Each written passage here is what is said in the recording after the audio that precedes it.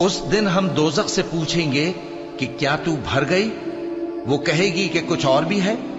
और बहिश्त परहेजगारों के करीब कर दी जाएगी कि उनसे मुतलक दूर न होगी।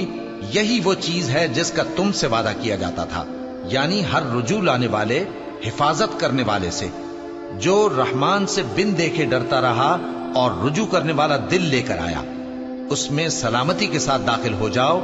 ये हमेशा रहने का दिन है, वहां जो चाहेंगे उनके लिए हाजिर होगा। और हमारे यहां और भी बहुत कुछ है, और हमने उनसे पहले कई उम्मतें हलाक कर डाली। वो लोग इनसे कुव्वत में कहीं बढ़कर थे। फिर वो शहरों में गश्त करने लगे, क्या कहीं भागने की जगह है? जो शख्स दिले आगाह रखता है या दिल से मुतवज्जे होकर सुनता है, उसके लिए इसमें नसीहत है। और हमने आसमानों और जमीन को और जो मखलूकात इनमें है सबको 6 दिन में बना दिया, और हमको जरा भी थकन नहीं हुई।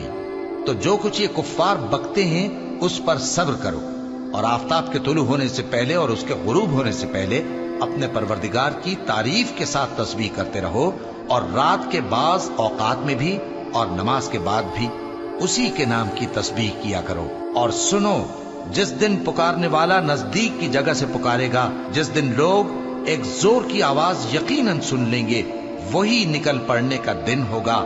हम ही तो जिंदा करते हैं और हम ही मारते हैं, और हमारे ही पास लौट कर आना है। उस दिन जमीन उन पर से फट जाएगी और वो झटपट निकल खड़े होंगे। इस तरह से जमा करना हमें आसान है। ये लोग जो कुछ कहते हैं हमें खूब मालूम है, और तुम इन पर जबरदस्ती करने वाले नहीं हो।